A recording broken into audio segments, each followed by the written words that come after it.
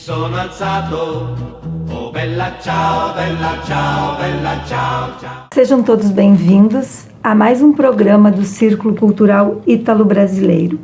Hoje temos a presença da Tânia Bertoldo, nossa convidada, que vai nos falar um pouquinho sobre suas origens, quem é a Tânia, né? Por favor, Tânia.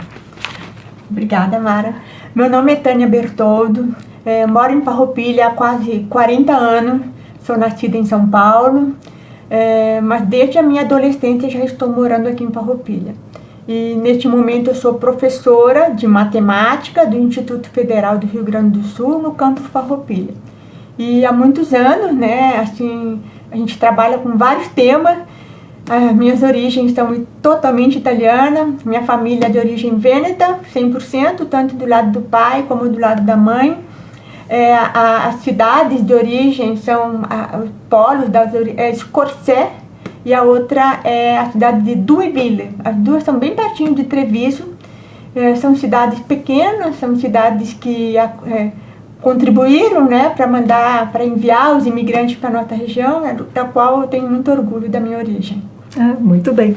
Tânia, uma questão que fez com que nós te convidássemos, né, para vir aqui é o teu trabalho de doutorado, né? Tu estás fazendo um trabalho na área de matemática, é isso? Exato. E aí você passa a estudar Carlo Collodi. Exato. Por que Carlo Collodi? Quem é Carlo Collodi? É uma longa história, mas na verdade o Collodi surgiu por acaso no meu trabalho, que eu estou fazendo doutorado em educação na Universidade de Caxias do Sul. E eu sempre tive muito interesse em saber como que os imigrantes italianos, eles aprendiam e sabiam a matemática, porque se a gente falar com essas pessoas mais antigas, eles fazem as contas de cabeça. E eram analfabetos em sua grande maioria. Analfabetos, exatamente. E aí isso sempre me chamou a atenção. Meu pai fazia contas gigantescas de cabeça e aquilo sempre me atraiu, né? Aí quando eu comecei a fazer a faculdade, o doutorado, a parte da matemática, eu fiquei com essa vontade de conhecer mais. E no doutorado, então, eu estou estudando, estou terminando, agora vou defender esse semestre, eu estou estudando como que era a aritmética na época da imigração italiana lá na Itália. Como é que eles aprendiam, o que eles faziam. E para minha surpresa, eu descobri, né, não há nenhum trabalho na Itália sobre isso, que o Carlo Collodi, acho que pouca gente deve saber quem é ele, mas se eu disser a principal obra dele, todo mundo vai saber. Ele foi o autor do Pinóquio. Então, um escritor da região de Pistoia, né, na região perto da Toscana, e ele escreveu muitas obras, inclusive essa mais famosa, que é o Pinóquio. Sim. E ele escreve essa obra em que período, Tânia? Ele escreve na segunda metade do século XIX, tá? Entre 1870 e 73, e ele escreve muitas obras, né? Sim. E nessa fase, nessa década ali do século XIX, ele produziu muito material. E um dos materiais que ele produziu era justamente um livro de matemática para a escola primária. E quando a gente percebeu esse livro de matemática, assim, puxa, mas nunca ninguém falou sobre isso. Como que o autor do Collodi escreveu um livro de matemática? E dali surgiu uma parte do trabalho sobre o Collodi. E o Collodi, obviamente, pelo período em que ele escreve seus livros, né? Ele começa também a escrever sobre Pinóquio, né? Que seria ele escreve para jornais infantis, alguma coisa assim, se eu não me engano, né? E aí ele começa a influenciar a sociedade italiana também. Exatamente. Naquele período. Que período era isso? Nos teus estudos você conseguiu ver o que acontecia, como é que era a época, o período socioeconômico da Itália, sim, quando ele escrevia os seus contos, seus livros, né?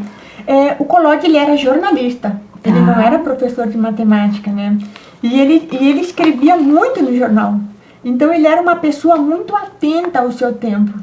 E naquela época, quando houve a unificação italiana, em 1861, eles tiveram que formar o país, porque não havia língua, não havia um sistema de unidade Sim. Nada era uniforme, então eles tiveram muito trabalho.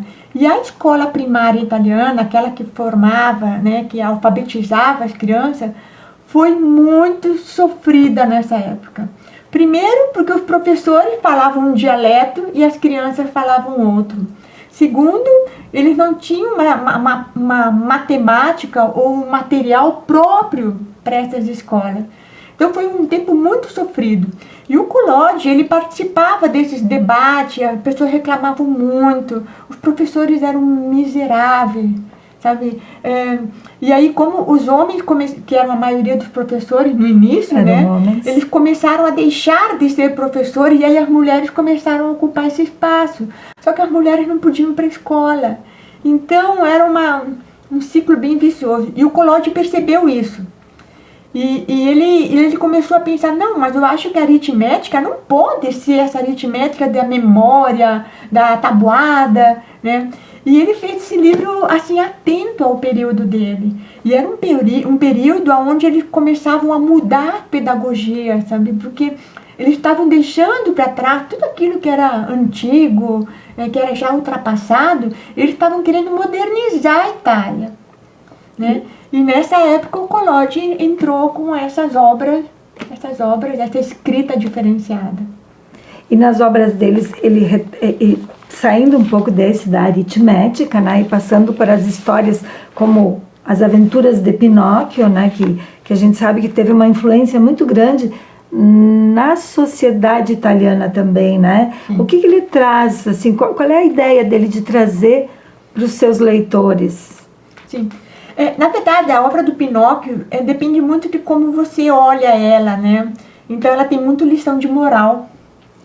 Assim como quase todos os livros didáticos do período, eles sempre pensavam na moral do novo italiano, que ele tinha que poupar, que ele tinha que dar esmola, que ele tinha que obedecer aos pais, obedecer ao Estado, obedecer às leis, não beber, não ter vício. Então, de uma forma geral, o Pinóquio ele engloba todas essas características da sociedade, mas de uma forma mais lúdica, né? mais assim, agradável, né, para a leitura. E eu conheço pessoas na Itália que não gostam do Pinóquio. Por quê? Assim, me surpreendeu isso, não, porque o Pinóquio, não gostamos do jeito que ele contou a história, porque é uma forma muito moderna, né? Então, ainda tem essa tradição, né? Então, o Collodi, ele desafiava essa tradição, né? Ele mostrava o lado ruim da sociedade, o que podia fazer para melhorar. Ele foi uma pessoa muito influente da sua época, muito. Sim, porque se a gente lê o Pinóquio, a gente vê que o Pinóquio desafiou o Geppetto e muitas vezes, né? Ele exigia que o pai acabava sendo aquele ser bondoso e ele, um menino, um boneco de madeira que queria transformar-se em um humano, né? Sim. Uhum. Então, para se transformar, a gente mesmo tem esse conceito que a gente diz, bom, tenho que virar gente, né? Então, eu acho que quando se fala isso é pensando em todas aquelas características que nos tornam melhores. Sim. Dentro de um conceito que se aprendeu, né? Uhum. A parte do Collodi, assim, é interessante porque até hoje eles mantêm a memória do Collodi viva. Né? Tem lá na cidade, existe a cidade Collodi, uhum. E essa cidade tem uma fundação chamada Fundação Carlo Collodi, e essa fundação mantém todas as obras originais do Collodi do mundo inteiro. E aí, inclusive, quando eu fui lá visitar a fundação, o bibliotecário-chefe, ele me mostrou, olha, essa é a primeira obra do Collodi no Brasil. Ele tinha essa obra, né? Então era bem interessante essa preservação da memória dele. Sim, porque a gente sabe que Collodi é o nome da cidade onde ele nasceu, ou a mãe dele, não lembro, da mãe dele, né? Uhum. Então é a cidade, porque o nome dele mesmo é Carlo Lorenzini, né? Sim. E aí ele usa como pseudônimo Carlo Collodi, tá certo. Tânia, e esses livros, então, do Collodi, esses contos, essas histórias, elas são trazidas para o Brasil junto com a imigração? Sim, foram trazidas, inclusive há documentos do Ministério das Relações Exteriores que indicam as obras que vieram para o Brasil, né? Muitas foram enviadas e o Collodi é uma delas. E ele era enviado como livro de leitura. Tá? A obra de aritmética dele, a gente não sabe se foi enviada para o Brasil ainda, né? Uhum. Mas as obras de leitura eram muito conhecidas. E o próprio Ministério apoiava o envio dessas obras. Porque se a gente for olhar a história, a gente sabe que no passado, né, aqui no Brasil, aqui nas nossas colônias, as professoras eram italianas. Né? Então veio e lá na Itália eles têm esse conhecimento de que os professores eram italianos, era o governo italiano que mandava. Então assim, pensa nas nossas crianças, né, Tânia? Sim. Falavam um dialeto. Exato. Que cada um tinha o seu, né? Uhum. O professor era italiano, que falava o italiano formal, né? Nem sempre. Será? Nem sempre. Já vi relatos de professores que davam aula em dialeto. A missa era em latim, né? E aí depois vem um governo que te obriga a falar português. Então, a cabeça dessas crianças desse período, eles tinham que ser poliglotas, né? É verdade, é verdade. Ou decoravam muitas coisas e falavam só decorado. Mas lá, como eu te perguntei, eles têm esse conhecimento de que acontecia isso no Brasil, que os professores eram vindos de lá, eram orientados pela Itália. Como que era isso? Na verdade, é uma longa história essa, né, de como foi o processo de escolarização aqui na nossa região, né?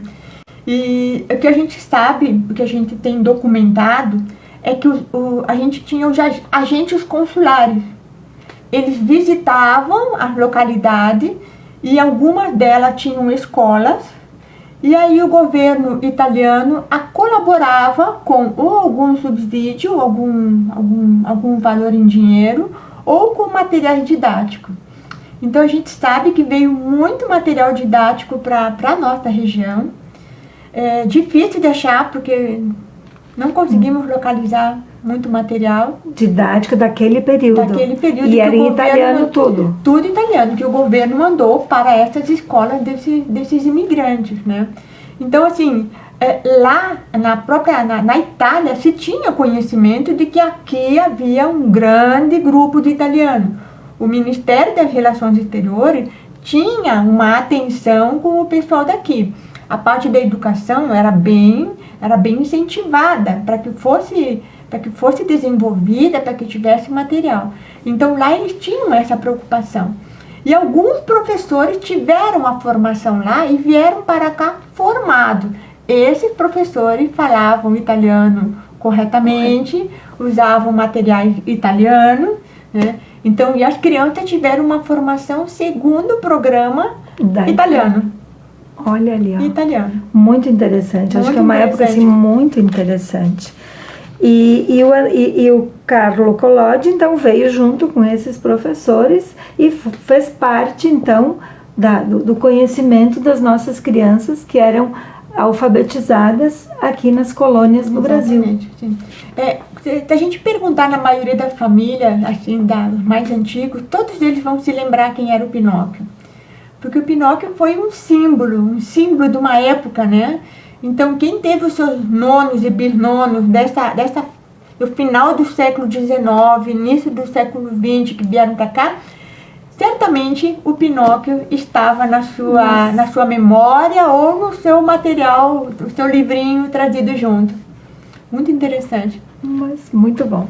Eu vi que você tem um livro ali também, sim, Tânia. Uhum. Esse livro se refere ao teu trabalho de conclusão agora? Não, esse aqui é um trabalho de mestrado.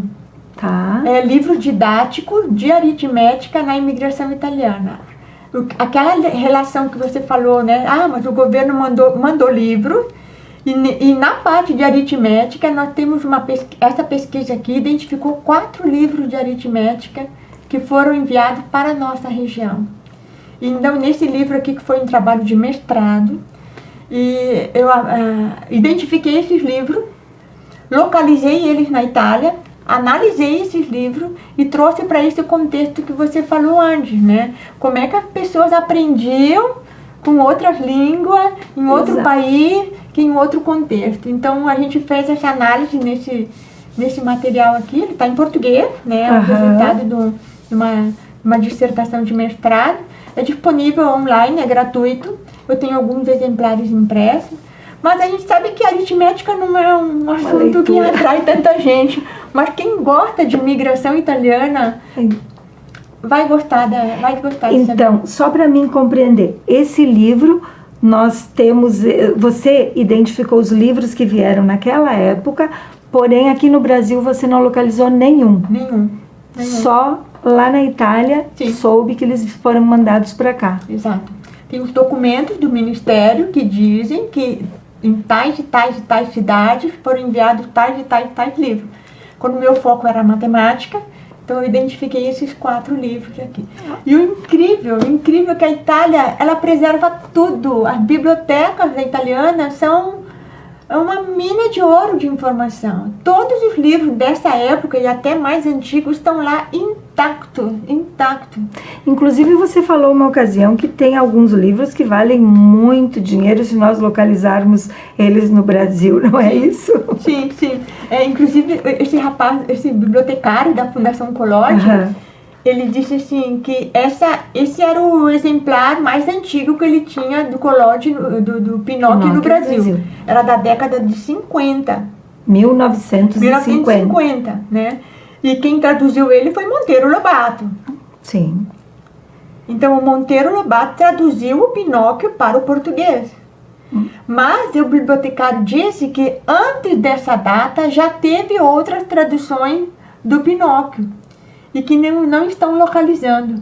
Então, edições do Pinóquio na década de no século XIX, início do século XX, 1900, 1910, vale muito dinheiro. Então, olha ali, ó, quem tem em casa, né? Cuida bem. Quiser fazer negócio, tem negócio. É verdade. Vale muito dinheiro. E eles fazem essa divulgação no mundo inteiro, busca o mundo inteiro as edições originais. Então ele tem esse original do Monteiro Lobato. Do Monteiro Lobato, que era nosso aqui, traduzido aqui no Brasil e impresso aqui no Brasil. Exatamente. Sim. Muito interessante. E realmente a Itália é um país que onde tu for, eles estão cuidando, né, da sua história, tendo um cuidado absurdo. Nós não temos essa cultura ainda aqui. E é por isso que nós fazemos esses programas, né, Tânia? Para a gente tentar deixar registrado um pouquinho da nossa história, um pouquinho dos nossos imigrantes, porque a gente sente ali no círculo e onde se vai, que nós estamos perdendo dia a dia um pouquinho da nossa história. E que se nós não tivermos pressa em registrá-la, né, ela vai sumir. Essa é uma das intenções dessa pesquisa, né? De compreender, registrar e analisar todas essas coisas que aconteciam naquela época, claro, com o olhar de hoje, né? Sim. Mas que ajuda, como você falou, a preservar um pouco essa história. Preservar um pouco. E claro, tudo que se fala tem sempre que se reportar o contexto histórico da época, né? Exato. Porque os valores, a forma de viver, tudo vai sofrendo mudanças no tempo, né? Então, muito interessante, muito interessante. E do Carlo Collodi, então, agora está surgindo um outro material que possivelmente você vai transformar num livro também. Vamos ver, tomar. É que, na verdade, o Collodi, se a gente pegar os livros de matemática da época do Collodi, eles eram, assim, tradicionais, assim, número é isso. 1 mais 1 é 2. E o Collodi, ele fez o quê? Ele pegou a história o personagem, um outro personagem que ele tem, que é o Gianettino. Ele usou o Gianettino como um personagem do livro de matemática. Então o Gianettino, ele contava para um amigo, né? Não vou entrar em detalhes, né? Como é que se fazia conta. E ele usava cerejas. Ele usava coisas miúdas, feijões. Então ele escreveu um livro de matemática usando naquela época era a pedagogia positivista, né? Que a criança tinha que pegar, tinha que tocar, tinha que manusear, ao contrário daquelas tabuadas decoradas, memorizadas, né? E virou um trabalho muito legal, porque a gente percebe que o Collodi, o livro de matemática do Collodi é completamente diferente dos outros livros do período. Então ele foi um visionário, né? Ele foi um cara, ele disse assim, não, isso não pode ser uma boa educação, nós temos que fazer com que a criança perceba. Sim. Então, para mim, ele já ganhou toda a minha admiração, então ele tem um lugar especial no trabalho, né? O trabalho não é sobre ele, né? Sim. Mas ele tem um lugar muito especial lá por causa dessa inovação que ele teve A na forma época. didática que ele teve de Exatamente. ensinar as crianças. Ensinar matemática com cereja. A minha Hoje avó, é normal, a né? avó ensinava com grãozinho de milho, com Olha grãozinho aí. de feijão, não era Olha assim? aí, sim. Era, né? Nós tivemos no passado, quando ia fazer tema na casa. A minha avó era professora há 100 anos atrás, basicamente, né? Então eu ia às vezes fazer tema e ela botava ali, talvez fosse já uma influência do Collodi, né? Que a gente não tinha essa. Não sabemos esse dizer, mas é conhecimento. possível, é possível. Olha, muito interessante. E Tânia, o Collodi, então, as aventuras, o Pinóquio, retratou a realidade da Itália na época, veio para o Brasil e aqui sofre alguma adaptação nos livros ou ele é traduzido tal e qual? Porque quando ele vai para o cinema, ele muda completamente, né? Eu não sabia te dizer, não sei te dizer, porque teria que analisar todas as traduções. O Pinóquio é um livro muito traduzido, né? E aí cada um provavelmente deve ter dado uma adaptação. Mas o que chama atenção nessas traduções não é praticamente o texto, porque a história se mantém, mas é as ilustrações. As ilustrações de cada uma das traduções é muito diferente. Então, o Pinóquio original, se a gente pega o livro original da criação do Pinóquio, ele é muito feio. O desenho do Pinóquio é uma coisa assim, muito, muito sem graça, aquelas madeiras assim, sem nenhum acabamento. Assim. E agora você vê nas edições mais recentes, o Pinóquio é bonito, né? Ele é pintadinho, coloridinho. E o original era muito feio.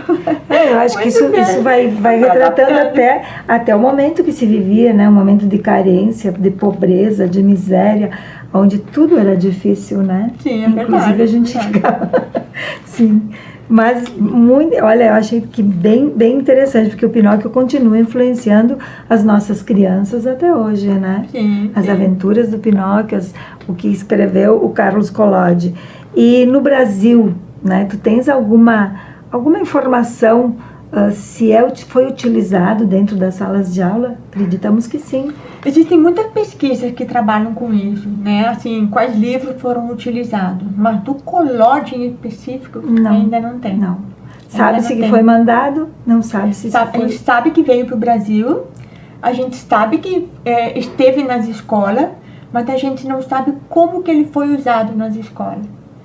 A gente não sabe se ele foi usado como leitura, se ele foi usado... Não se tem uma pesquisa aprofundada no Brasil sobre isso. E desses lugares que foi enviado aqui para nossa região, algum?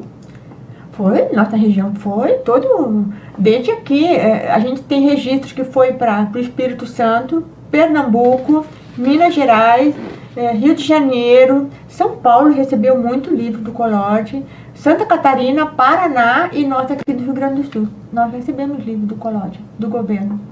Do governo. Na época. Sim. E até hoje, então, na matemática, ele influencia, né, no dia a dia, acho, das crianças. Na verdade, para nós hoje não é novidade, não, né? Mas se você pegar o fio histórico de como era a matemática naquela época, foi assim uma inovação o Collodi, o que ele fez. Porque antes era decorado. Ele passa a ter uma visão... Tem na área da educação, tem um pessoal que diz que tu tem que pegar, sentir, saber, né? Para conviver com aquilo para que tu possas aprender, não é? Mas na época não era não era isso, né? Bom, eu não sei se tem mais alguma coisa que você quer falar sobre o Collodi, alguma curiosidade que tu queira contar para nós. Eu posso falar assim, porque eu fiquei bem impressionada com a cidade de Collodi. Ótimo. E lá, o pessoal da Itália valoriza muito esse lugar. E os turistas não vão muito lá. Nós brasileiros, eu nunca ouvi ninguém falar assim, eu fui lá visitar o Parque do Pinóquio. Eu nunca ouvi nenhum colega, amigo falar isso. Mas vale a pena. Quem vai para Florença, vale a pena fazer um bate e volta. É pertinho. É pertinho. Ir até a cidade de Collodi. Lá, na frente dessa fundação, tem um Pinóquio. Ele deve ter uns 8, 10 metros de altura, Gigante. assim. E do lado dele tem a entrada para o Parque Pinóquio. Então eles têm um parque de diversões, um parque assim, de interação, só sobre cenário da história do Pinóquio.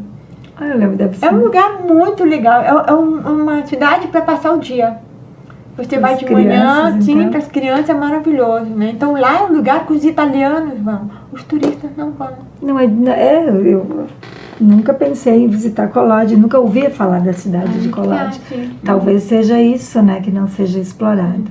Então, o que tu diria, visitem Colodi.